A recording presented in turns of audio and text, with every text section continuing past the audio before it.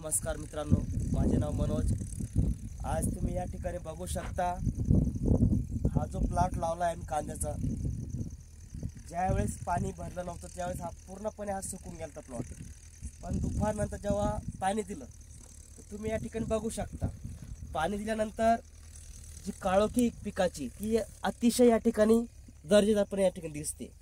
आणि कांद्याला क्वालिटी येण्यासाठी आम्ही या ठिकाणी जय किसानचं 10-26-26 हे खत या ठिकाणी दिलं आहे। आणि खत दिल्यानंतर तुम्ही या ठिकाणी जी पात दिसते बघा, आपण ही पात रफ होण्यासाठी आम्ही SRP सिलिकॉन हे पण दिलं आहे। आणि त्याचसोबत या ठिकाणी पॉलिट्रीन मारलं आहे। नंतर दुसरा आता आम्ही या ठिकाणी मेरिऑनचा घेतला आहे। म्हणजे पूर्ण पाऊस जो होता यावर्षी आपला, तर पावसाचं प्रमाण जास्त असल्यामुळं ज्या प्रकारे आम्ही या ठिकाणी फवारणी केली आणि जी फवारणी केली तर चांगल्या क्वालिटीचं आम्ही या ठिकाणी औषध वापरलं आहे। त्याच्यामुळे आज या ठिकाणी जे कांदे दिसतात तुम्हाला ते चांगलं या ठिकाणी आम्हाला प्लॉट दिसतोय।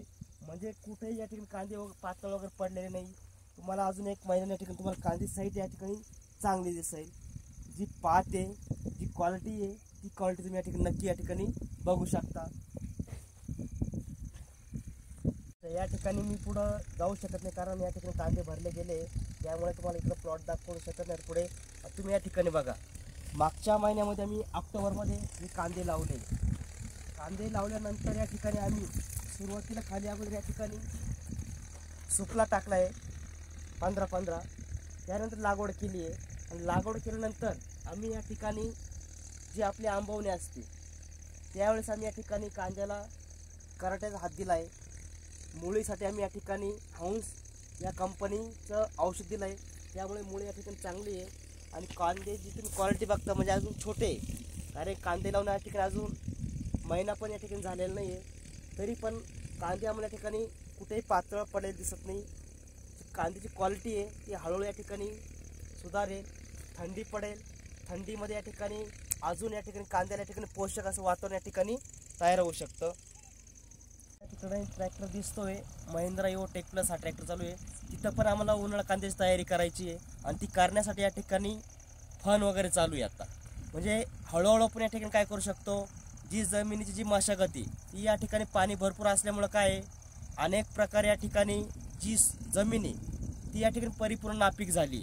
मग त्यासाठी आता आपल्याला दुसऱ्या कांद्याच्या ठिकाणी तयारी करायची, ती करण्यासाठी आता या ठिकाणी ट्रॅक्टर चालू आहे। ट्रॅक्टर मार्फत या ठिकाणी शेतीची अवजारे असतात ती या ठिकाणी चालू आहे परिपूर्ण। आणि 2-3 दिवसामध्ये आम्ही या ठिकाणी वावर रेडी झाल्यानंतर लगेच या ठिकाणी आम्ही उन्हाळा कांद्याच्या ठिकाणी लागवड चालू करणार आहे।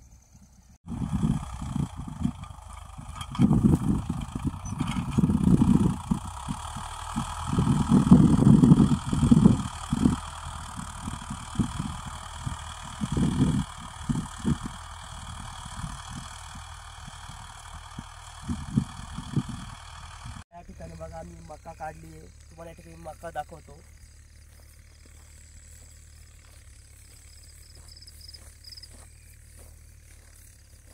हा या ठिकाणी आम्ही मकाची कुट्टी पण केली आहे, कारण आपण या ठिकाणी जी कुट्टी करतोय तर जनावरांना या ठिकाणी परिपूर्ण असते, जो चारा असतो आपला या ठिकाणी तो वाया जातो।